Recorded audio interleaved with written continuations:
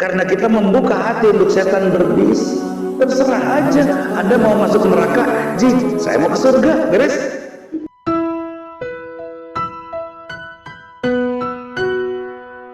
Hadirin, dunia ini menipu. Oma hayatu dunia illa mata'il ghurur, menipu. Punya suami kasep, cemburu. Punya suami teu kasep, bingung kaondangan. Ya serba salah gitu kan. Jadi makanan enak penuh penyakit, yang sehat tepatos enak kan gitu ya.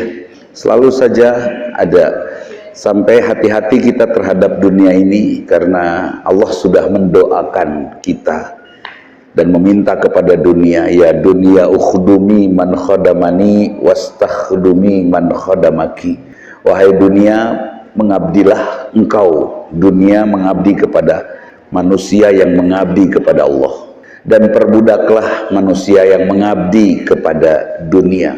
Jadi kita semakin mengabdi kepada cinta, kita akan semakin sering menangis karena cinta. Cinta naon we teh, cinta artos, cinta naon we. Aya nu cinta kana beurit, aya beuritna ical teh wah ngagerung, aya gitu. Dunia. Kemudian saya tadi dimacetkan oleh dunia. Kira kamarana atuh jelema teh. Meureun setiap pengendara berpikir sama, kamarana atuh ieu teh. Ya seperti itu dunia. Sampai akhirnya saya mencoba mencari lah ya. Sebetulnya di dunia teh ada nggak sih sesuatu yang menyakitkan? Cik, hadirin, ada tidak yang menyakitkan? Kalau nunganya nyeri, ayat tuh ada tidak? Ada tidak? Ada? Ayat tuh? Ada? Serius ya? Ayat tuh? Suami selingkuh tidak nyakitin, dia mah dosa. Kenapa kita yang sakit? Ya nggak? Suami selingkuh, dia dosa, kenapa istri harus sakit? Tetap perlu, ya? Itu dia. Ada nggak yang nyakitin? Nggak ada. Yang nyakitin itu adalah yuwaswisu fi sudurin nas, provokasi setan ketika hati kita dibuka habis-habisan untuk setan masuk berbisik kepada kita, kemudian menyakiti kita. Itu yang menyakitkan. Suami selingkuh emang nyakitin gitu dan itu. Kenapa tidak? Kenapa sakit hati?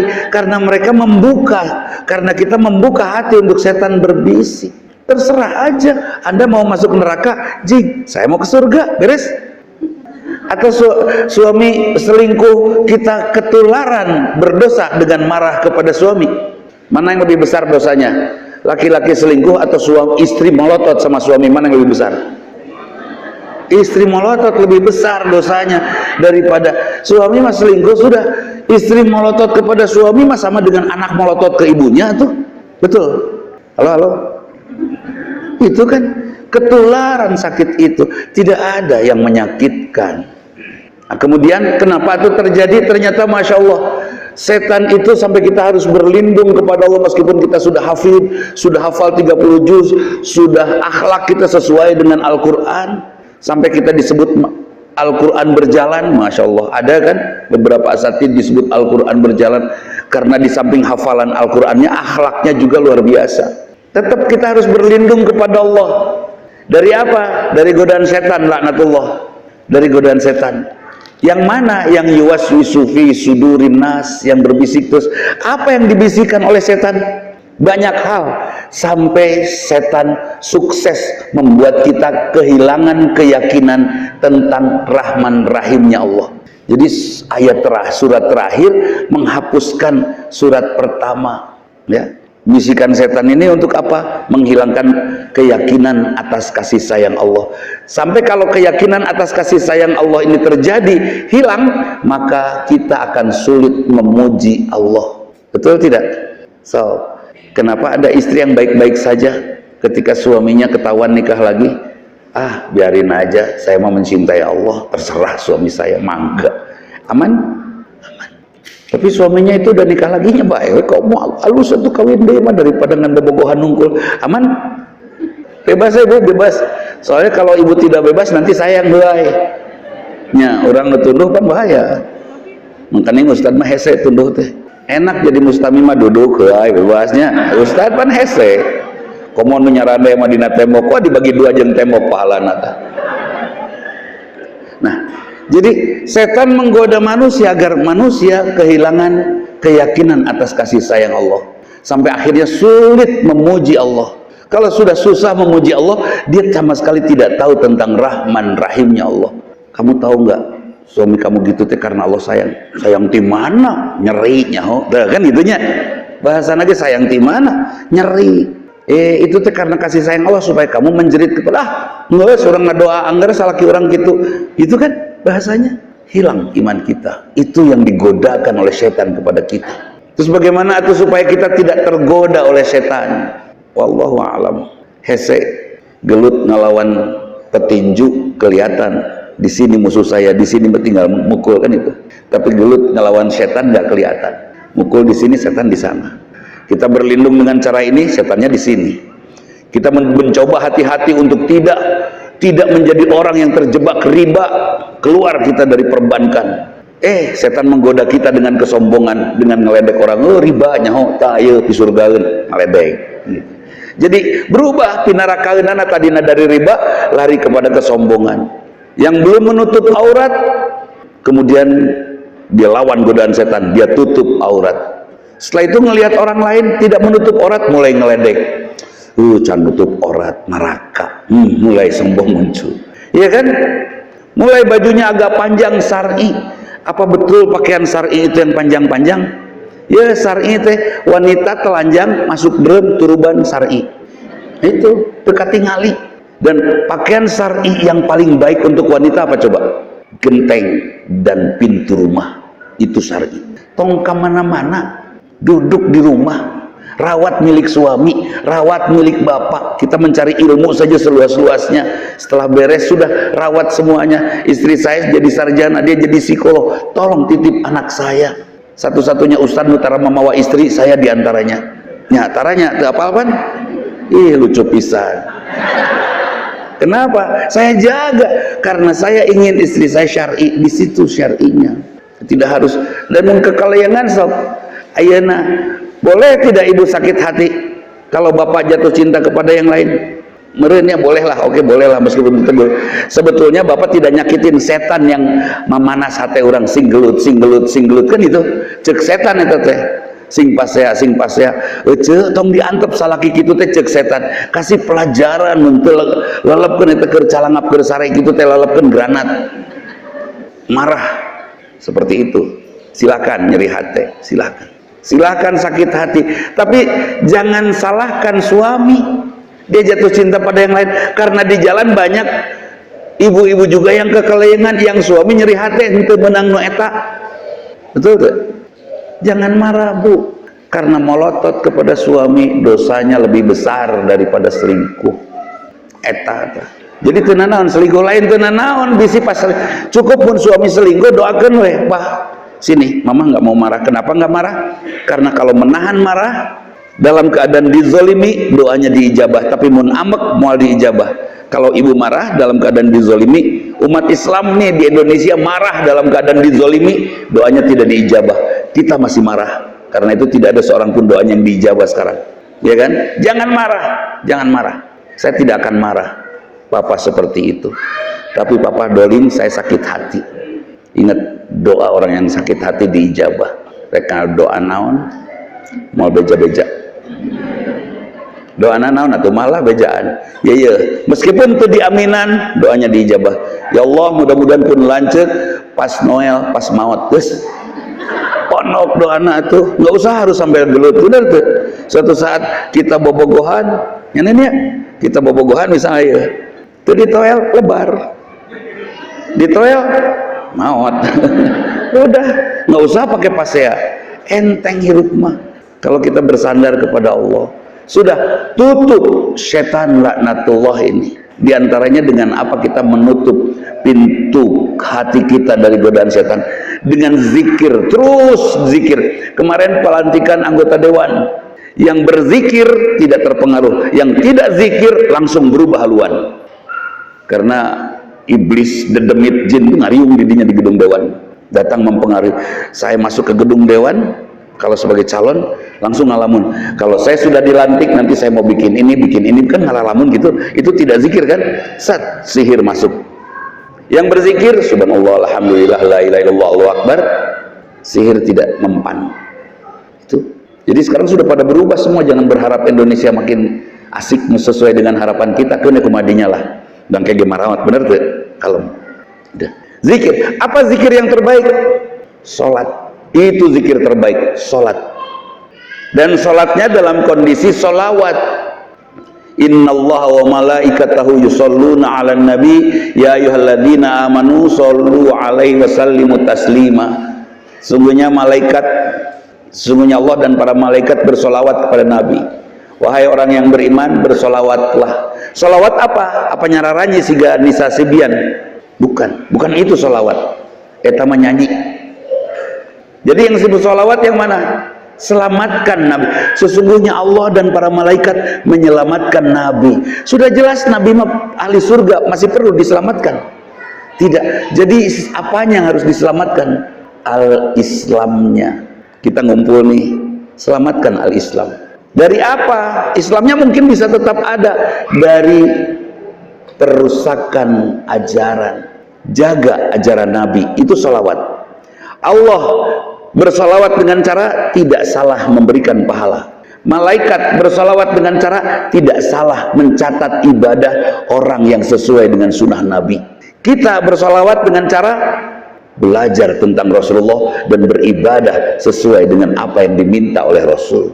Duduk di antara dua sujud sing jelas sesuai dengan dalilnya. Kaki kiri diduduki, kaki kanan berdiri dengan jari melipat menghadap kiblat. Beres. Oh, itu cara. Ada kan orang duduk di antara dua sujud, plek asal gitu calik teh. Patumpang sampean teh. Ada duduk dengan cara iblis. Cara iblis itu duduknya seperti tahiyat awal, tapi kaki kiri ditumpangi oleh kaki kanan, terus kita duduk di atasnya. Patumpang gitu teh. Itu. Oh. Salah? Belum. Tapi kalau dengan sengaja tidak mau baca hadis, tidak mau belajar tentang Rasulullah, itu salah. Itu sholawat. Jadi sholawatnya lain nyanyi, ngumpul. Silakan mau sendiri. Allahumma sholli ala Muhammad, silakan. Rek ditembangkeun mangga, nyalira tapi ulah ramean. Alira ramean mekur namina tesane sholawat. Beda. Seperti ada pertanyaan kepada saya, Ustadz, dansa boleh nggak dalam Islam? Boleh, duaan jeung salaki di kamar. Tuh rame Ustadz, tuh rame nanu dosa, gitu kan, beres. Nah, jadi mari kita sholat dengan cara sholawat, sholat dengan cara menjaga sunnah-sunnah Rasulullah. Khusyuk sebelum sholat, khusyuk di dalam sholat. An sholatihim fi sholatihim ala sholatihim. Jadi pertama ala sholatihim, di atas sholat, fi sholat, sesudah sholat, sebelum sholat, fi sholatihim, di dalam sholat, an sholatihim, dari sholatnya. Khusyuk sebelum sholat. Apa yang harus kita siapkan? Wudhu. Bukan hanya wudhu, perut kudu wareg. Jangan sentong wareg teuing, bisi nahan hitut. Itu tidak siap namanya sholatnya. Kompor, matikan semua listrik, beresan semua. Ya kan? Ulah pas Allahu Akbar, Allah kompor, ulah. Atau lagi pas Allahu Akbar, oh nya kunci teh tidak dalam keadaan mencari sesuatu. Betul-betul fresh. Waduh, motor can dikunci setang. Dah. Itu sudah mulai hilang. Sebelum sholat kita siapkan bukan hanya wudhu, tapi betul-betul khusyuk. Termasuk jaga mata kita, jangan sampai ada najis di mata kita. Apa najis di mata kita? Sebelum sholat mata kita dipakai untuk melihat sesuatu yang salah. Ningalian aurat. Sekarang kan melihat aurat gampang. Saya di handphone saya kalau saya buka email, itu email yang satu itu nggak boleh dibuka. Karena setiap bray buka email pasti ada film porno yang langsung mendownload sendiri. Sedih itu. Akhirnya saya tutup, saya blokir, saya tutup emailnya. Itu bisa ditutup ayat-ayat kene, masya Allah. Tontonan gratis itu. Hati-hati mata kita. Kita akan menghadap yang maha suci, mata kita harus disucikan dulu. Kita menghadap yang maha suci, telinga kita harus disucikan dulu. Hati kita disucikan dulu. Pikiran kita disucikan dulu. Yang mereka sholat mikir lain-lain. Mau sholat tahajud gerak ibu-ibu, bangun tengah malam, melihat suaminya kerek ditinggali. Dasar si kebluk. mun kasep Allahu Akbar pantas tuh menghadap yang maha suci nyarekan heula pantas tuh pantas. Mestinya pas bangun tidur melihat suami tibrat ya Allah jadikan nyenyaknya nyenyak yang penuh pahala dan barokah. Beres. Mudah-mudahan nyenyaknya membuat dia mimpi tawaf, mimpi sa'i dan mimpi wukuf. Tuh lumayan. Pernah ngadoakeun gitu? Sarah jahil. Saya sering itu mendoakan istri saya, Allah mudah-mudahan mimpi wukuf kan gitu ya. Ditunggu ceritanya, tapi pernah ijabah sekali lah. Pak, tadi Umi ngimpi wukuf di Arafah meni indah, alhamdulillah diijabah. Istri saya mendoakan saya, mudah-mudahan si ngimpi salingkuh. Soalnya di kenyataan natara atau ngimpi-ngimpi atau cenah kitu. Setuju Bu ngadoakeun gitu? Doakan selingkuh suami, soalnya kenyataan tidak boleh tuh ngimpi perempuan mah egois, tapi kan ngimpi diatur, awas yang ngimpi macam-macam gitu kan. Padahal kan bebas ya, atunya cek orang pada ngimpi lah gitu. Nah itu ya, jadi sucikan semuanya, sucikan semuanya. Mau ke majelis ini sucikan juga, karena ini majelisnya Allah, di rumah Allah. Jangan salah, bukan ustadz yang ceramahnya, tapi kita duduk di majelisnya Allah, dan duduk kita ini duduk yang dirindukan oleh Rasulullah. Jangan salah ini. Orang yang tidak pergi ke majelis sedih, nanti di akhirat apal nama. Sedihnya kenapa? Karena tidak pernah ngumpul di majelisnya Allah, di majelisnya Rasulullah. Di majelis sekarang ada yang mengeruhi. Kalau ini saya percayalah, ini ahwat ya, asli yang pakai nikob. Soalnya saya pernah itu di sebuah majelis, tidak usah saya sebut ya. Karena rada banyak yang pakai nikob, mohon dengan tidak mengurangi rasa hormat, semua yang menggunakan nikob mohon berdiri. Narang tuh, punten, pisan punten, saya punten anak dadangkoan, jalan ke ruang mihrab, jalan semua, diperiksa di sana, duaan kumisan, no 2 dit ke kumisan, tapi 4 orang laki-laki disuruh keluar, pulang kamu, dasar tuh ngajak-ngajak ke orang teh. Ada itu kejadian, masya Allah. Nah itu. Jadi niatkan, kalau kita mau bertemu dengan presiden, kira-kira persiapannya lama nggak? Pak Sep dipanggil sama presiden, wah manyata iya suratnya, wah aya naonnya, tak iya perintahnya, masya Allah. Kira-kira siap-siap nggak? Dengan dress code, jas, dengan dasi merah, celana merah, sepatu putih, baju hitam, kopiah berembodas. Kira-kira disiapkan tuh? Disiap. Ini menghadap Allah tidak siap-siap. Sucikan diri kita sebelum menghadap Allah. Sebelum kita berwudu secara ritual, kita coba bersihkan lisan kita. Dari pagi-pagi sampai sore ibu jaga lisan. Ibu diajak gibah juga nggak mau. Sudah nggak mau Bu diajak gibah? Jangan mau. Mun aya nu gibah ngomong we doraka bungiluan pergi. Angke nyeri hati. Biarin dia sakit hati teu naon-naon daripada orang ka neraka. Bener? Hari batur teu asa-asa ngaganggu urang ku hibah, hari urang asa-asa nyeureunkeun gibah tong kago. Ih apa tuh sih Pak RW? Doraka cep malah bilang gibah, wah sok soleh, assalamualaikum, pergi, tinggalkan hari nu kitu. Terus gibahnya di rumah kita, punten dilaluar pada gibah, bumi abdi suci tekenging aya nu gibah, tong asa-asa jeung tong sieun nyeri hati, biarin aja.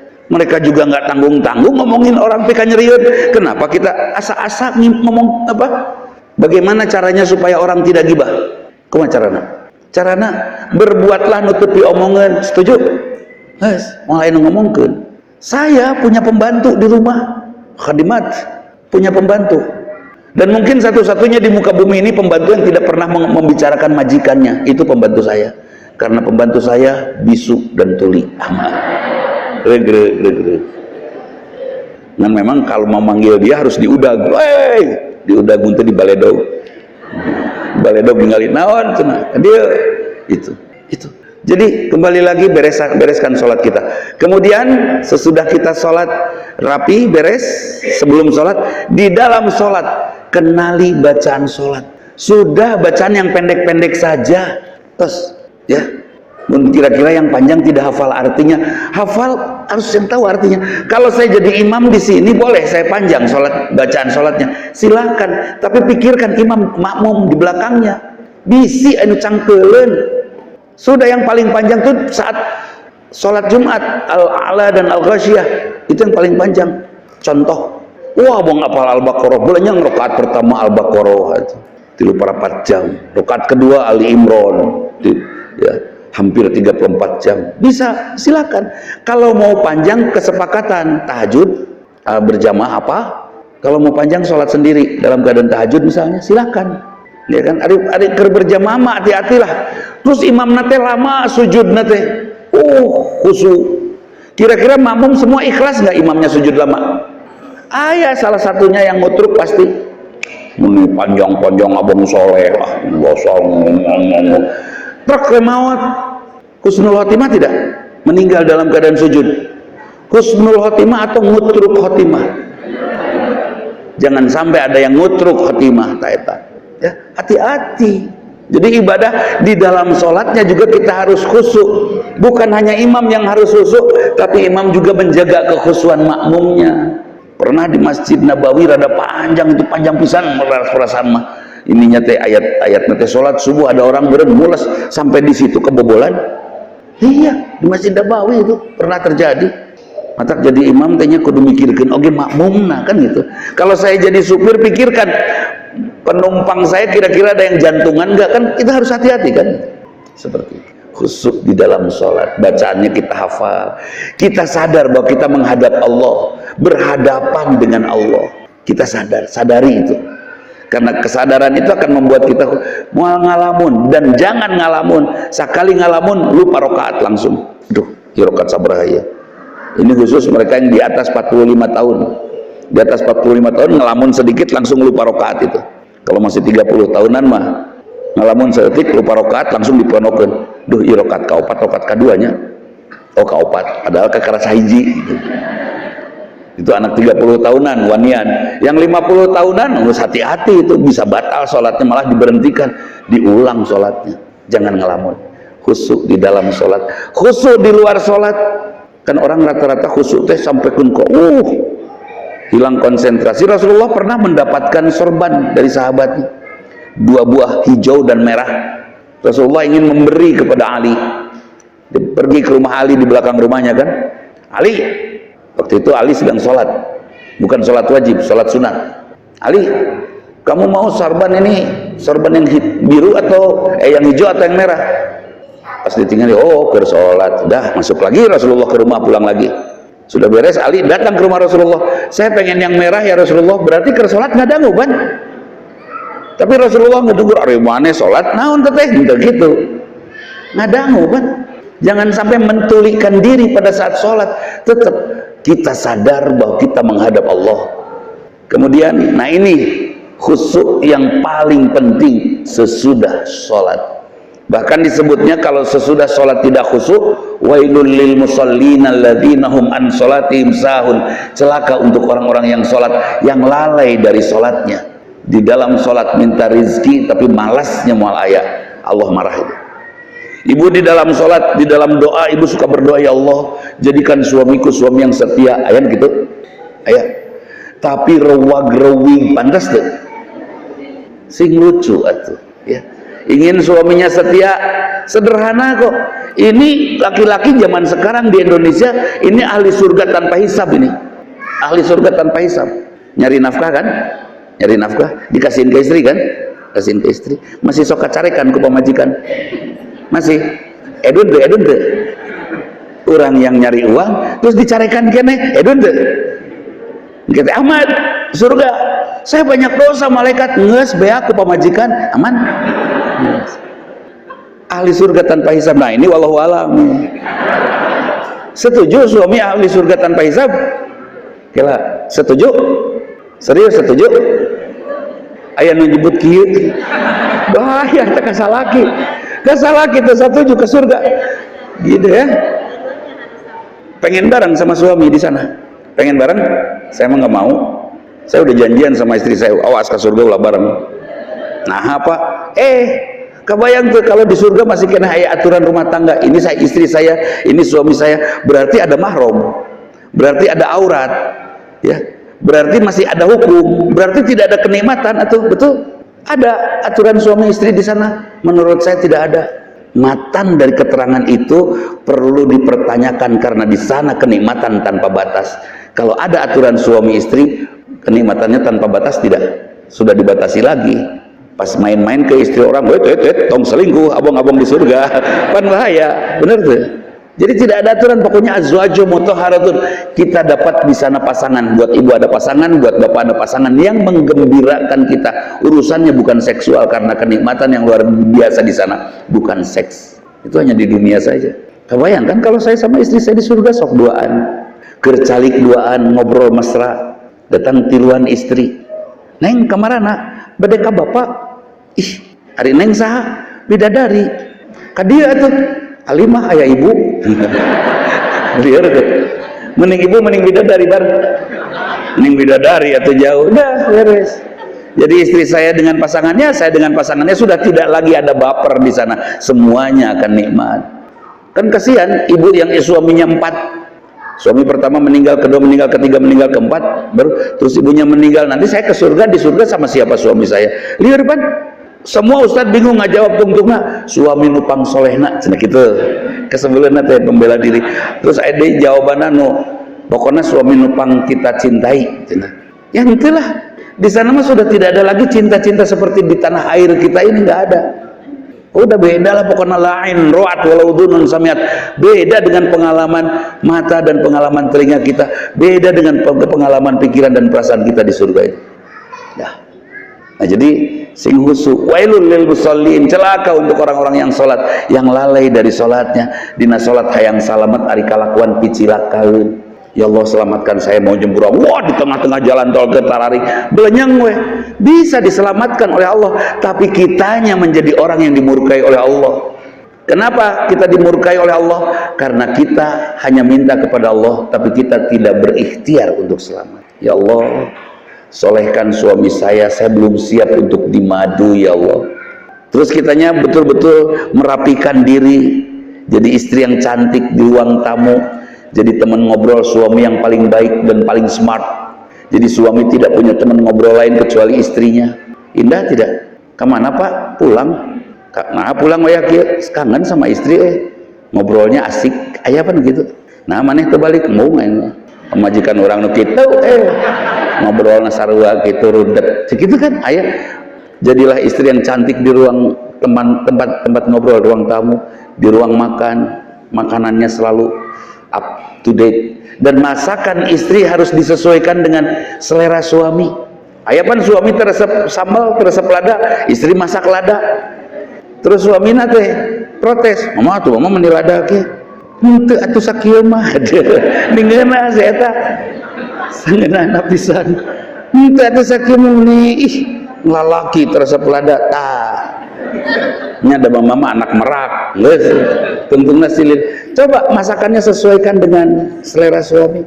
Kalau suami punya problem dengan kolesterol, masaknya goreng-gorengnya jangan pakai minyak sawit, pakai zaitun, kan itu mahal memang, teu naon lah, nu penting sehat. Beberapa bulan yang lalu saya gemuknya lainnya, sekarang agak kurus. Kenapa? Saya sampai meriksa badan itu ke dokter, laboratorium, cek general check up, CT scan, MRI, sehat cek dokter. Kesimpulan kasep kesehatan anak kasep, kesimpulan anak udah. Saya kan kerung tah, saya kalau sakit nggak pernah ngomong sama istri pak.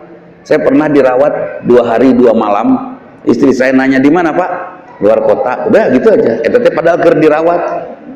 Udah aja, udah beres pulang aja. Udah pulang teh ketahuannya sama istri aya bon rumah sakit. Oh yuk dirawat nih. Nya atos lah, nu penting aya tos kasep di beres. Gitu. Nggak pernah ngomong. Kemarin saya ngomong, wih kunaonnya bapak teh ngabegangan kieu. Senyum aja dia. Ih nah seuri. Anak-anak protes pak, bapak kegedean. Terus ya udah diatur ke Umi, masaknya dibuat supaya bapak kurus dengan menu-menu yang khusus. Tapi enak semua, tidak selalu menu diet itu tidak enak, bisa yang enak. Dan istri saya palingan belakangan rajin menyuapi saya. Kalau saya sedang balas-balas WhatsApp, dia nggak pernah protes. Untuk siga ibu-ibu nulain telepon di toilan ari urang, aya nu gitunya, aya usap peta handphone teh, ya mama antep. Langsung ibu teh pakai kaos merekan Samsung. Nah mama pakai merek Samsung meh di toel. Tuh beres. Enggak, istri saya nggak protes begitu. Dia langsung duduk di sebelah saya, menyuapi saya dengan menunya, dengan takarannya. Saya tinggal calangap gayam sampai udah habis juga saya masih calangap. Saya udah tekaraos. Dan tanpa saya sadari, saya makin turun dan anak-anak gembira. Anak-anak gembira. Bukannya ngomong atau bapak gendut gitu. Bilih nyeri hati, bilih menyinggung, bilih teraos, terus aina tos beres. Kalau suami begitu perlu nggak kita protes? Suami pembohong, bohong maneh, perlu gitu? Tidak perlu. Kasih laptop pak, bikin cerita lah pak yang bagus pak. Nah kunaon gitu papa masih gana jagoan di mana? Bapak pan bohongnya jago sok. Si gana jagoannya nggak usah sambil protes. Ya mana hidup tuh meni begang, nggak usah. Papa meni kurus-kurus, tapi jika atuh rada gemuk-gendut, saya nggak usah. Kasih aja menu edun, sugan lintu kan itu. Mas. Jadi jangan banyak protes, karena istri mah akan masuk surga. Saum, sholat, taat, tidak menyelisihi suami, tos surga. Nah jadi khusus sesudah sholat yang berat itu, dalam sholat warzukni, ya Allah berikan kepada kami rizki. Sok atuh cari rizki teh serius. Kenapa umat Islam masih miskin? Karena cari rizkinya buat perut. Kenapa umat Islam tidak kaya? Karena cari rizkinya buat hawa nafsunya. Coba cari rizkinya untuk Allah, saya yakin kita akan melakukan maksimal perbuatan kita dan kita akan mendapatkan luar biasa hasilnya. Sepakat tuh? Saya merasakan itu. Ini tuh. Dan kita bisnisnya dengan Allah, tidak lagi dengan manusia. Apakah betul bisnis dengan Allah menguntungkan? Saya mengalami. Saya punya madrasah gratis, saya kasih honor gurunya, saya kasih makan santri-santri yang di asramanya. Semua dari saya sendiri. Ada teman-teman membantu, kadang-kadang sering nanti tenanawan. Itu juga yang kadang-kadang ikhlas, luar biasa hasilnya. Hasilnya apa? Saya tidak dibuat miskin oleh Allah. Kasep we. Eta nu penting mah kasep. Jangan naon beunghar teu para ruguh. Itu. Jadi hati-hati, jangan sampai kita sholat tapi kita langgar sholat kita karena ucapan-ucapan kita dalam sholat tidak menjadi perilaku kita. Allahu Akbar, Allah Maha Besar, kita merendah. Sami Allahu liman hamidah, Allah mendengar orang yang memuji. Mari kita puji Allah. Allah mendengar dan kita puji ciptaan Allah. Tadi saya jalan ke sini duduk, saya langsung lihat ahli surga semua. Saya bangga dengan ahli surga semua. Beres. Ini ahli surga semua. Saya puji semua ciptaan Allah. Ibu pernah marah sama anak? Hari anak buatan siapa? Serius Allah menciptakan anak? Aslina ya? Serius? Per ayat ke budak diciptakan iseng ku Allah. Semua ciptaan Allah itu serius. Karena anak ini ciptaan Allah yang serius, boleh ibu memarahi anak. Halo? Kalau anak salah, dimarahin atau dibenerin? Yes, tidak perlu harus dimarahin. Suami salah, dimarahin atau sengserikan? Sengserikan. Iya, ketawa. Kita ngelihat Sule di TV berbuat salah, orang seriban. Komeng berbuat salah di TV, kita ketawa kan? Coba Sule berbuat benar di TV, seri mual. Komeng berbuat benar di TV, seminar misalnya, seri mual. Jadi salahnya yang membuat kita ketawa. Kenapa tidak kita mentertawakan suami kita yang salah? Cilepeng. Beres sudah. Senang-senang orang puguh. Ya, tenang-tenang puguh. Anak salah antepkeun. Cukup ingetan, tugas kamu salah, kerjaan kamu salah. Cukup begitu. Tuh kudu makin malenyeng. Dah. Ustaz, kalau nggak dibenerin pakai marah, ada nggak sih sejarah yang menyatakan marah bisa mereskan masalah? Nggak ada. Ada nggak sih yang pernah menceritakan normal ya, bukan tidak normal, nasihat istri didengar oleh suami? Ayat tuh nggak ada. Sebaik-baiknya suami rada hese nggak ada mau nasihat istri. Ada nggak ancaman istri merubah perilaku suami? Sok pas ya papa gitu wae urang rek gantung diri. Apa kata suami? Sok atuh gantung diri. Maut kemahdinya urang rek ganti ya. Kan beres. Ada nggak yang nurut sama istri? Tidak. Terus gimana caranya supaya istri bisa menjadi barokah, bisa membuat suami makin baik? Ada caranya. Gitu. Jadi sami Allahu liman hamidah. Wajar nggak kalau rumah kita jauh dari rahmat Allah? Wajar karena diisi dengan marah. Saya mencoba. Kita kenal sudah lama ya, sudah sangat lama. Saya mencoba untuk tidak pernah marah di rumah. 36 tahun saya berumah tangga tanpa marah. Aman. Karena saya ingin istrinya masuk surga, Pak. Kalau istri tidak taat ke neraka henteu. Ya, caranya gimana supaya dia bisa taat? Kalau saya caranya satu yang saya pilih. Ada dua ya, solehkeun pisan atau yang kedua. Saya pilih yang kedua. Caranya apa? Saya tidak pernah nyuruh istri. Yes. Perlu taat tuh. Henteu datara disuruh kan itu. Akhirnya dia hidang sendiri, inisiatif. Beres. Saya nggak pernah nyuruh. Aslina, cik pangyanakeun sepatu, henteu saya cari sendiri. Cik kadikeun kunci mobil, henteu saya cari sendiri itu. Cik pangnyangukeun, henteu saya makan sendiri, dia sudah nyangu udah inisiatif. Perlu disuruh. Tidak perlu supaya dia masuk surga. Sampai istri saya waktu nyuruh saya nikah lagi 4. Aslina iroh asli. Waktu istri saya nyuruh saya nikah 4, alasannya karena takut ditanya di akhirat. Pak, 4 lah Pak istri Bapak, bisi umi berat nanti pertanyaannya di akhirat Pak. Moal memang geus ka surga lah. Atuh Pak, ka surga udah nggak pernah ngelawan kan sama suami, dan suaminya kita tidak pernah nyuruh kan, aman, udah aman. Itu suaminya hebat menurut saya, suami yang tidak pernah nyuruh istrinya. Catatannya mun nikah itu. Atau bangke kan pertanyaannya berat Pak, di akhirat dikumahakeun wae salaki pan kudu ngajawab. Ah udahlah moal ditanya gitu pasti ke surga langsung. Mun ditanya itu kata istri saya kekeh maksa. Pan mun opat mah enak kumahakeun wae suami teh. Duka abdi mah Senin Salasa. Tuh Rebo Kemis nu itu, Jumaah Sabtu nu itu tuh nu itu nu Minggu beres. Cik mending opatan mending nyalira. Halo. Betul apal akhirat mah mending nyalira. Nu apal akhirat saya yakin pilih mending opat. Gini samanya kalau suami stroke mending dirawatku sendiri atau keopatan? Ku nyalira keopatan mun stroke ya mah mun stroke. Keopatan nu hiji ngarawat nu tilu piknik beres. Nah, nyong kewe mun stroke kawinkeun moal payu atuh ayeuna kawinkeunana. Tapi dia tidak ada yang beristri 4 stroke Pak, nggak ada. Yang stroke itu yang istrinya 1 pengen 4 nggak bisa. Tah eta stroke. Jadi jangan nyuruh, saya nggak nyuruh, udah aman disurgaeun. Karena memang ternyata cara istri merubah suami itu yaitu amalkan sholatnya. Apa diamalkan? Kalau istri sudah sholat, sudah saum, sholat sebagai ungkapan keimanan, saum sebagai ungkapan kesolehan, taat saja tidak menyelisihi suami, itu ungkapan kebaikan seorang wanita, surga tempat pulangnya. Cik, di sini sudah banyak yang tahu jawabannya. Gampang taat, gampang ngelawan. Ngelawan. Gampang taat, gampang ngelawan. Ngelawan? Tuh ngelawan kenen. Padahal taatnya gampang pisan. Mun ngelawan mah, mama dorong mobil Pak RW. Naon maksudnya? Eta meh pindah, meh Pak RW maju. Tapi rame capek tuh. Capek ngelawan. Tapi mun taat gampang kan? Mama dorong mobil Pak RW, dorong berat Pak, nyatos beres. Beres, aman. Gampang taat, gampang ngelawan. Mama bobona nganggo helm. Tidur pakai helm. Mun ngelawan capek tuh. Naon maksudna? Bisi tidak gor. Tara saumur hidup tidak gor. Bisi labu, tara labu lega kieu ranjangna. Naon maksudna rek ngaledek ka urang teh kudu make helm sagala rupa. Naon urang teh geus goreng mung ningali sagala kudu make helm. Wah capek panjang dongeng. Tapi mun dipendekeun, mama tidur pakai helm. Pakai, beres. Suami kerek buka deui, aman. Aman. Mama tidur pakai helm, pakai.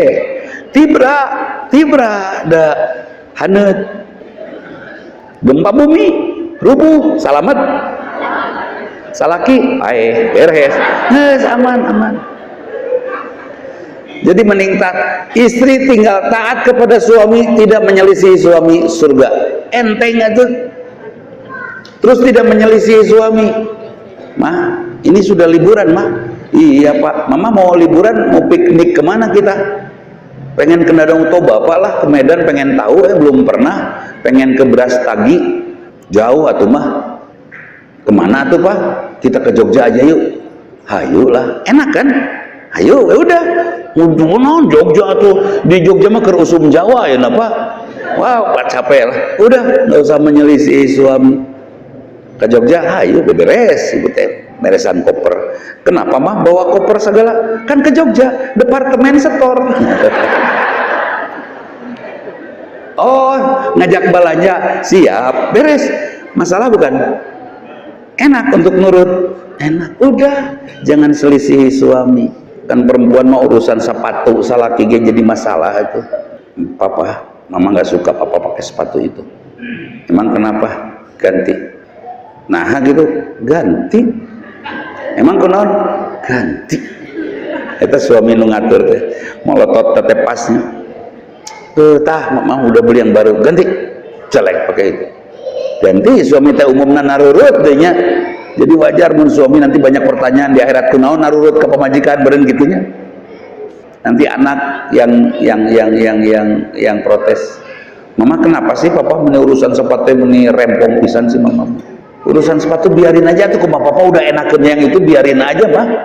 Tingali atuh sepatu papa kenca dua nana. Rudet itu mama mah teu satuju, mah nya kasep-kasep lempang yang ngeyeng.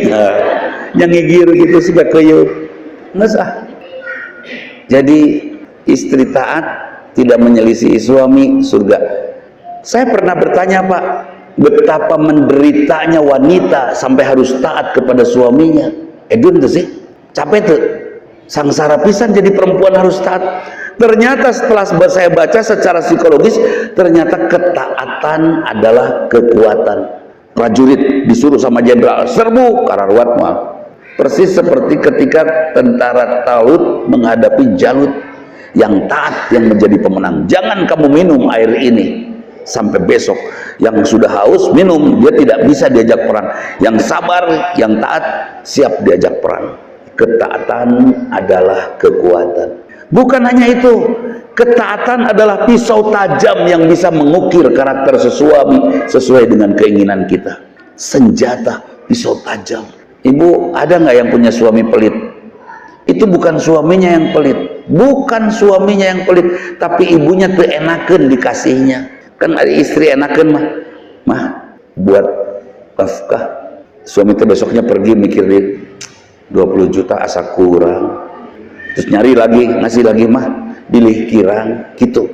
Kalau istrinya enakeun, tapi mun istrina tuh enakeun ngasih nafkah tuh gitu bahasana, tah ulah mos gitu, irit-irit sing cukup gitu murid. Karena apa? Istrinya temenahan. Kalau istri taat dan tidak menyelisihi suami, cantik 24 jam penuh, di ruang tamu, di ruang makannya bagus, kira-kira suami bahagia nggak menafkahinya? Kalau istrinya tuh enakeun, suami lebih bahagia menafkahi istri atau wanita itu? Halo? Mending menafkahi istri atau wanita itu kalau tidak enakeun? Wanita itu. Teu kaup ningali nu geulis sarapan hayang nulungan urang mah. Kunaon? Karena istrinya teu enakeun itu. Sing geulis ngobrolna, masakan sing siap ya, tempat tidur sing lucu. Bu, bolehlah suami bahagia ketika menatap ibu tidur.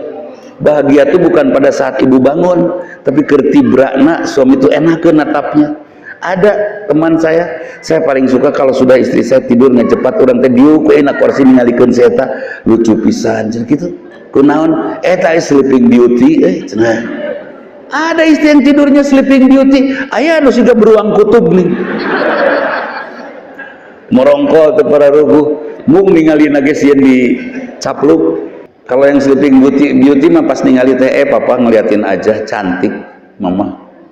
Si papa Malik itu perempuan yang sleeping beauty. Tapi nun siga beruang kutub pas lieu naon melong. Geus beda deui bahasana teh. Kunaon melong ku panon rek naon sebentar leuh ka ditu teh. Gara teu rame lah. Pokoknya mah itu cantik di ruang istirahat. Boleh Bu kita desain parfum. Mending bapak punya istri 4, mending ibu 1 istri 4 rasa. Jadilah 1 istri 4 rasa, jangan sampai bapak punya 4 istri. Karunya bapak kalau harus 4 istrinya, terus karolot istri nanti ngolotan. Nya bareng jeung urang panjang umur, urang ke diriung kudu tarorek sok siap teu. Nu terekna hiji aman, nu terekna 4 lieur ya. Coba kasihani bapak jangan sampai beristri 4. Bukan melanggar aturan Allah, bukan. Tapi meringankan perjalanannya. Meskipun istri 4 luar biasa hasilnya. Setelah suami menjadi hebat, istri sangat solehah, istrinya 4 aman. Yuk 2 pasea weh ayo. Usahakan gimana caranya ibu nasi lucu. Parfum beda-beda. Banyak suami bangun tidur langsung jangar, banyak itu. Ternyata bukan kolesterol urusannya, karena sepanjang nyenyak tidur dia nyuksruk di kelek istrina, rudet itu, kelebihan zat asam. Iya, lebihkan karek pingsan atau bangun tidur kunaon namanya, tiap bangun tidur jangan ke dokter yuk bisi kolesterol gitu itu nah. Padahal urusannya kelek, sing sengit parfum apa-apa juga paling 2 jam hilang. Bisa pakai poh-pohan, makan yang harum-harum, putih jengkol tinggalkan, bawang sementara tinggalkan, makan lalap-lalap yang harum-harum. Itu ngerenos surawung Pak, dina coet nangka, coet dari kayu nangka kan harum ya, tah renos surawung didinya dah caian seetik peres terapkan. Leungit atau bau kelek ganti bau surawung. Ya mama ini asa rumah makan Sunda lumayan daripada sok asa gunung galunggung. Itu sing sengit ya, tidur teh ulah. Jangan sampai parfum kita dikenali oleh keluarga, parfum kita harga diri kita. Dek, mama mana? Bau PPO nya sih ada Pak, ciri khasnya bau PPO. Jangan ya, hati-hati seperti itu. Ini harus dibuat bagus. Kira-kira suami nyaman gak sih memberi nafkah kepada istri yang enakeun, taat, tidak menyelisih suami? Mah puntennya mung sakieu nafkah cekap bapak sabar eta kitu Pak, 200.000 cekap. Saya yakin besoknya pengen nambah lagi, terus pengen nambah lagi. Kenapa banyak suami pelit? Tapi kasebeleun sakieu cukup ya, listrik kumpul geus 2 juta ceng. Bensin ayeuna sabaraha bensin? Teu cukup. Kira-kira suami merasa dijajah nggak dengan kondisi itu? Terjajah. Jangan sampai terjadi. Siap ya Bu ya, sing lucu. Pulang dari sini ibu tampil cantik dengan desain menarik, tempat tidur menyenangkan, terrapih ya. Ya mah harus bisa juga ngatur spray sesuai warna kesukaan suami. Kita lihat tuh kesukaan suami teh naon warna teh. Kita harus tahu itu, nggak usah harus nanya. Tinggal lihat kendaraannya sok dicat warna naon gitu. Itu karesepna. Kalau di jalan melihat perempuan warna apa yang kira-kira yang paling sering dilihat? Oh, warna oranye. Kita perbanyak warna oranye. Oh, ternyata resep warna hidung. Perbanyak nah hidung. Iris. Ulah ieu mah mentang-mentang syar'i. Spray hidung, daster hidung, tidur nang kuban, leungit atuh.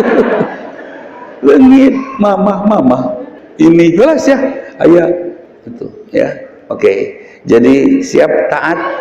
Jangan menyelisih suami sing bager. Saya yakin kebaikan ibu seperti itu bisa membentuk suami memiliki karakter yang baik.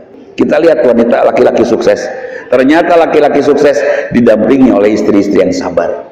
Beda jeung istri nu cerewet. Aya manuk nabrak jandela we gandengna tilu minggu. Aduh, jangan ya. Sing bager. Nah, laki-laki pada usia perjalanan usianya makin lama dia makin butuh ketentraman. Tidak lagi butuh kecantikan secara fisik. Nggak usah ibu mempercantik diri sampai glowing, nggak usah. Non glowing teh hinyai. Siga kacewetan minyak letik, herang, nggak usah. Ya itu. Jadi siapkan kondisi seperti itu. Insya Allah surga akan hadir di rumah kita karena ada ketentraman di dalamnya. Kenapa? Siapa manusia yang tentram itu? Saya bareng dengan preman jago pukul, wah jagoan pisan, tapi bager sama saya. Di perjalanan menuju kampung preman kira-kira tentram tidak? Tenang. Kalau saya yakin innallaha ma'ana, Allah bersama kami, dan saya yakin Allah yang Rahman Rahim menyertai saya, kira-kira saya tenang nggak? Siapa manusia yang tentram itu? Manusia yang ayat kursi dijadikan warna jiwanya. Allahu la ilaha illa huwal hayyul qayyum la ta'khudhuhu sinatun wa la naum, dan seterusnya ada menjadi keyakinan kita. Kira-kira tenang nggak kita? Tenang. Siapa manusia yang tidak tenang? Yang tidak ada Allah di dalam jiwanya, yang Allah tidak disenyawakan dengan jiwanya. hariwang we teu boga duit teh, padahal masya Allah sok jang naon atuh artos. Ibu dapat uang dari bapak, terus uang itu oleh ibu dikamanakeun? Belanja. Eta waktu belanja artosna dikasahakeun ke tukang dagang. Dari tukang dagang kita dapat apa? Piruntaheun. Betul? Da bakal jadi runtah, piruntaheun. Jadi suami kerja dari pagi sampai sore teh jang ngungkul ngabelaan tukang dagang.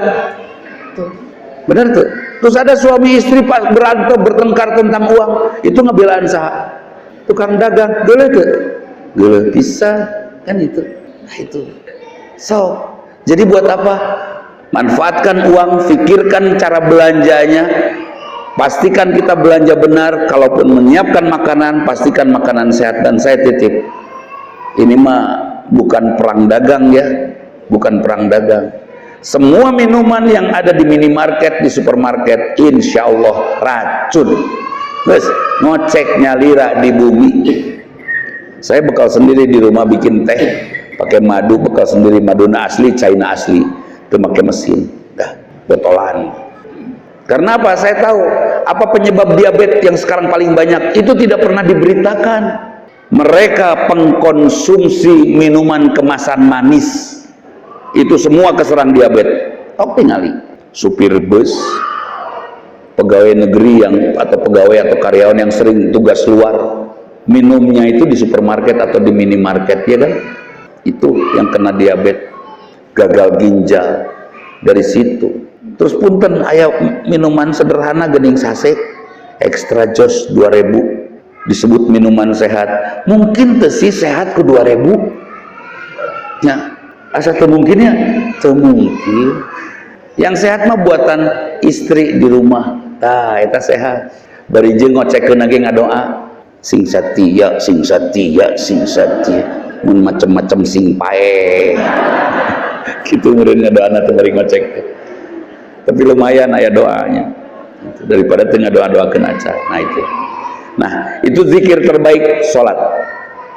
Kemudian zikir yang lain yang mana? Supaya kita terbebas dari, atau bukan terbebas menurutnya, mampu bertahan dari godaan setan. Udzukurullaha dzikran katsira, zikir sebanyak-banyaknya. Ala bidzikrillahi tatmainnul qulub, hanya dengan zikir kepada Allah hati kita akan tentram. Bagaimana bisa tentram? Punten, siapa yang rajin ke masjid dan duduk nangkring di masjid, ada masuk ke masjid duduk calik, tenang tidak? Duduk di masjid, duduk aja tenang ke? Tenang, diam. Ayat tuh ngobrol ngaco di masjid, bari lalaunan. Ayat tuh masjid. Kenapa di masjid begitu tenang? Karena masjid adalah ruangan di samping rumah Allah, adalah ruangan yang selalu diisi oleh zikir umat manusia. Saya mencoba duduk di Masjidil Haram 4 hari. Keluar makan, masuk lagi, keluar ke jamban, masuk lagi. Tidak melakukan aneh-aneh. Tuh maca Quran kalau ada orang baca saya dengar. Kalau ada orang baca di sebelah saya ada dengar. 4 hari. Tidak tawaf, paling sehari lah pada subuh tawaf, duduk lagi, duduk aja di situ. Itu hati selama di Masjidil Haram kemarin saya nyobanya Februari Juni, tenang pisan.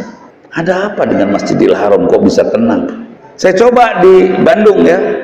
Capek-capek mibir ke masjid, saya ajak juga pengemudi Gojek atau Grab mencapek ke masjid, karena di masjid bisa di samping refreshing, betul-betul jiwa itu didinginkan, duduk di dalamnya. Kalau perlu tahiyatul masjid dulu baru duduk, tenang. Oh ternyata ruangan yang diisi oleh zikir, air yang berada bersama orang-orang zikir itu menenteramkan. Air pun molekulnya berubah heksagonal, ya kan? Itu sudah hasil penelitian. Karena itu ada orang yang menggunakan air sebagai media untuk kesehatan, cai doa. Padahal tidak usah melalui ustadz, bisa jadi kultus. Sudah aja kita mau minum berdoa, beres. Jangan pakai ustadz. Kan itu.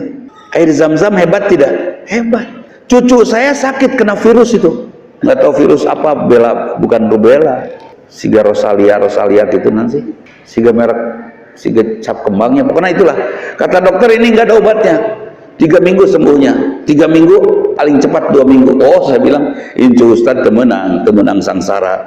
Saya gendong, wow, cai jam-jam 24 jam, merah-merah seperti gatal gitu, tapi tidak gatal, tapi demam. Oh bentol-bentol, siga kali gata gitu. Tapi lebih seru lagi si gana mah Sungai Gata. Nggak kali maletik itu sungai si gana teh. Udah dikasih air zam-zam, rep, bilang beres aja.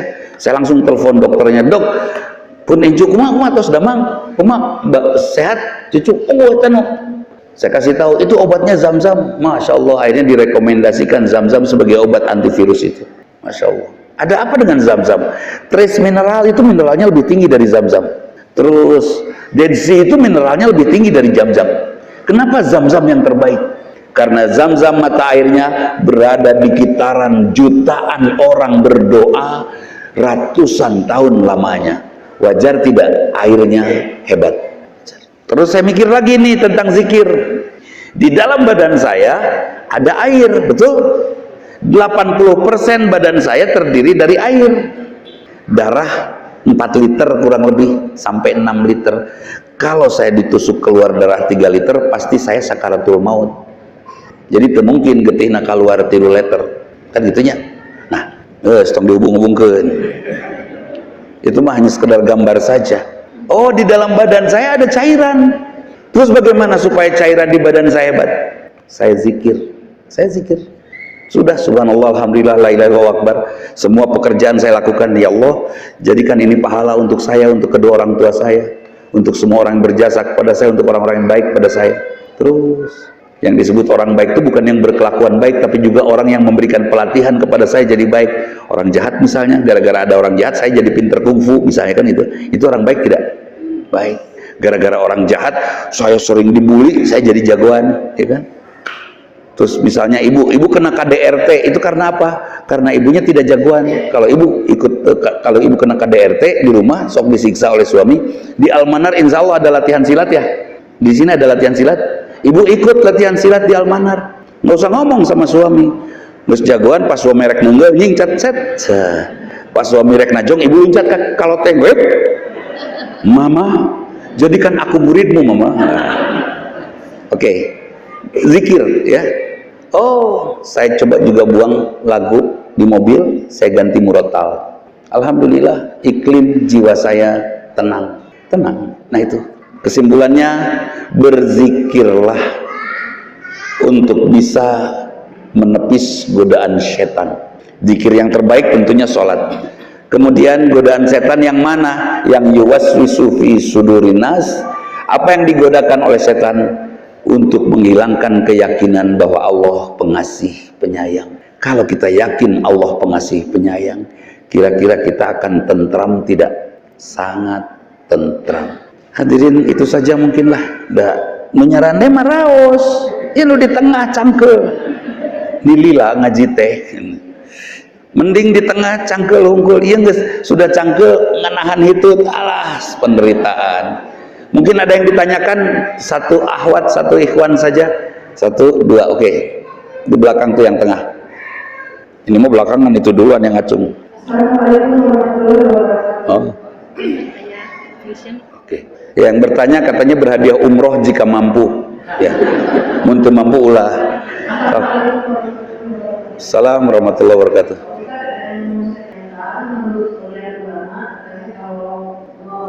Di alam sana, apakah suami istri dengan anak itu bakal berkumpul lagi di sana dia tersebut? Seperti dua Rasulullah ya. Apa misalkan dengan suami yang pertama berkumpul laginya, atau dengan suami yang terakhir kalau yang memberikan dari suami? Baik. Siap. Kita pengennya ibu sama yang terakhir sama yang pertama. Yang enggak sih, eta lah. Nanti minta sama Allah ya. Oke, baik. Sekalian sama yang belakang pertanyaannya. Terus estafetkan saja. Sebentar Bu, nggak kedenger.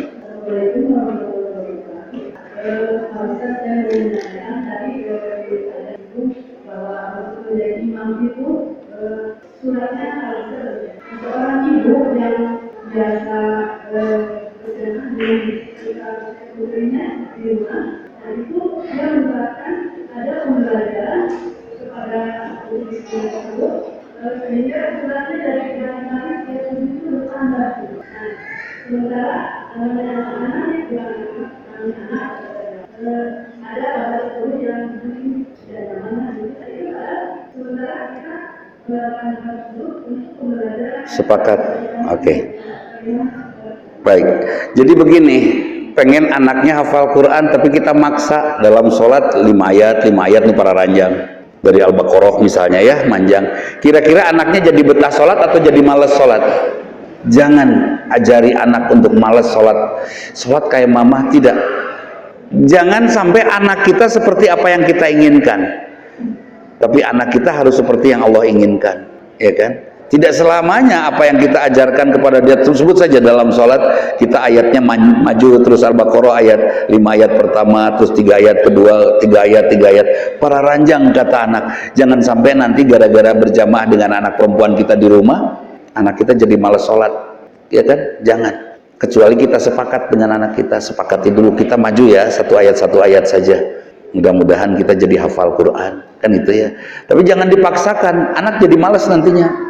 Ada soalnya ada orang tua yang konsultasi dan betul-betul anaknya jadi tara sholat gara-gara dituntun oleh bapaknya dengan ayat-ayat panjang tanpa pengertian diberikan oleh bapaknya kepada anak. Hayo digusur gitu kan, seperti itu. Berikan iklim bahwa sholat itu menyenangkan, sholat itu menenteramkan, membahagiakan dan tidak merepotkan. Karena itu oleh Allah diberikan surat-surat pendek seperti Qul huwallahu ahad atau Inna a'tainakal kautsar untuk pembelajaran. Yang harus dibangun hafal Quran dulu atau suka dulu terhadap Islam. Suka dulu, bangun dulu suka. Saya dulu mengajari ibu neni ini, apa yang saya ajarkan kepada mereka tidak banyak, saya tidak menyuruh banyak. Saya hanya ingin mengajak kepada murid-murid saya untuk menyukai Islam, itu saja, ya. Nah kemudian nanti kalau sudah suka sama Islam, kita ke surga semuanya. Nanti ke surga sama suami yang ini sama suami yang itu. Kan liarnya milih tadi Allah mengkening dua nuhiji preman kumangke mun digebugan. Jangan Bu, tenang.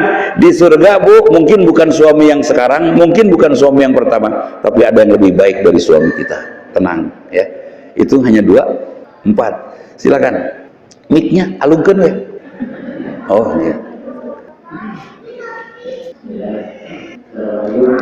Assalamualaikum warahmatullahi wabarakatuh.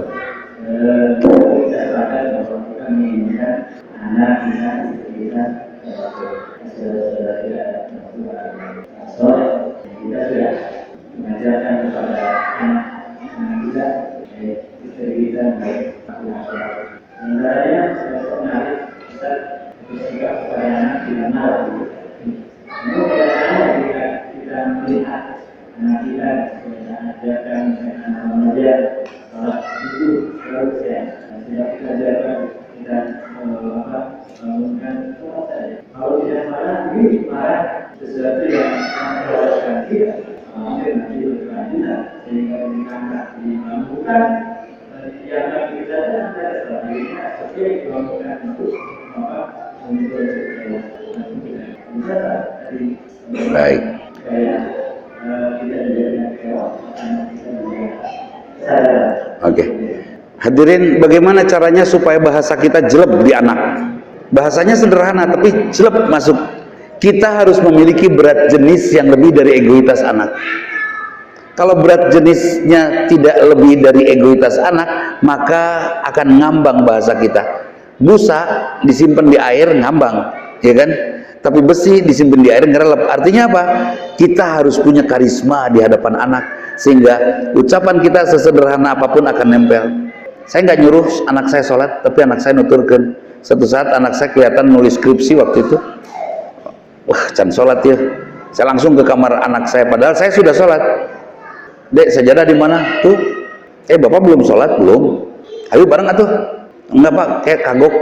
Karena kami suka bercanda, anak saya juga bercanda. Salam Pak ke Allah. Siap, dia bilang gitu. Itu yang salam ke Allah segala. Sholat saya. Beres sholat sunat. 2 kali jadinya kan. Yang kedua ini dakwah.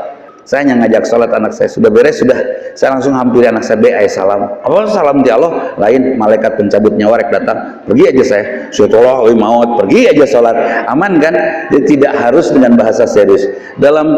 Kalau anak tidak sholat, kita dosa tidak? Sudah mengingatkan, tidak. Wa ma'alaika illa balaghul mubin. Tugasmu hanya menyampaikan sejelas-jelasnya. Menyampaikan sejelas-jelasnya bukan harus jentre ngerti, tapi betul-betul membuka hati.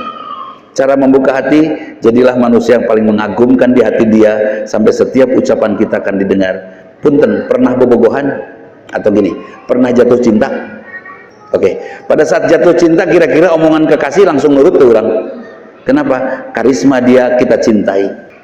Dia ngomong, Kang, martabak lah. Wah, eta milari martabak nepi ka tungtung Bandung atuh. Kan gitu. Padahal ngan kabogo wungkul karena berat jenis dia mengalahkan egoitas kita. Kan gitu ya, itu. Jadi karisma kita lah. Karisma itu biasanya hadir dari kesolehan dan keteladanan. Itu. Kita ajak contoh saja. Kalau anak lagi main, udah sholat belum? Ayo habis ke neraka. Kita terus aja, nggak usah sholat siapa mana kuaing dibom siapa mana yang ngerusak. Wah, eta barudak nanti keeng gitu ya, takut. Nah, itu jadi prinsipnya. Kalau laki-laki pengetahuan yang bagus, bahasa yang bagus, keteladanan yang bagus, itu laki-laki. Tanggung jawab, terus konsekuen, itu laki-laki. Ya kalau laki-laki perhiasannya di situ. Ya. Pastikan berat jenis kita, berat jenis karisma kita lebih berat daripada egoitas dia. Mungkin satu lagi? Enggak? Iya, pokoknya mah nonaras dapat hadiah lah di surga. Soalnya nutunanya tuh mikir, cicing. Assalamualaikum. Pertanyaannya yang sama Bapak sekarang posisinya bagaimana sih Bapak itu dulu pulau kita dari beberapa bulan tapi dia udah istri sekat apa dan itu jadi si suami mau kasih tahu ada ibu itu aja sih. Oke. Umar bin Khattab juga pernah buraung ya, tapi akhirnya jadi sangat soleh. Kalau kita pernah buraung, apalagi ada tapak buraung, nah misalnya tato, gebar truk nabrak beca, misalnya ketinggali ke barudak. Saya berpesan, jangan banyak mengucapkan kata-kata nasihat untuk mereka. Cukup beri contoh saja, kita jadi baik. Cukup buat istri kita jadi baik saja, nggak usah banyak ngobrol. So, lisanul hal afsahu min lisanil maqal. Nasihat dalam bentuk sikap, keteladanan afsahu lebih fasih daripada ucapan. Saya ingat ada teman-teman saya nutadina pas-pasan jejeg, tapi dia belajar agama di sekolahnya. Dulu belajar agamanya lebih karena sekolahnya dekat di PGI.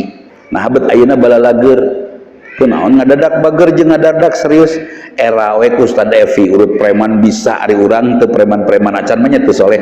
Aya bahasa kitu. Dan saya apresiasi kepada Ustadz Evi kan, banyak orang yang terpukul oleh bukan mendengar ceramahnya, ku bager nage udah luar biasa kan itu. Bukan saja hanya mendengar ceramahnya, saya tanya bisa gitu mahnya orang itu kan gitu bahasa nanti. Nah, jadi kepada kita yang pernah punya sejarah kelam, berdakwahlah dengan dakwah yang paling baik. Apa itu? Keteladanan. Contoh, saya punya teman-teman yang badannya teh udah sideng we, tato unggul. Udah tato ditimpa nggak bisa disetrika itu. Tapi dia sangat soleh sekarang, sangat soleh. Ke istrinya dia tidak marah, ke anaknya tidak pernah menasehati. Tapi berubah semuanya, istri anaknya jadi bager meniru perilaku bapaknya. Itu. Baik hadirin, itu saja. Mudah-mudahan Allah ridho kepada kita semua. Mudah-mudahan Allah menuntun dan membimbing kita untuk tetap konsisten. Bahagiakan rumah kita. Ada masalah dalam hidup? Ada? Tidak ada, semuanya anugerah yang indah yang membuat kita makin kokoh, tangguh dan hebat sampai kita pantas mendapatkan surga. Itu saja, saya mau melarikan diri karena tujuan saya ke masjid lagi dan insya Allah cukup waktunya. Hari maghrib jam seberapa? Kurang 10 ya? Kurang 15? Cukuplah, saya mau langsung lari. Saya mohon maaf bila ada sesuatu yang tidak berkenan. Aku qouli hadza wa astaghfirullah li wa lakum. Assalamualaikum warahmatullahi wabarakatuh.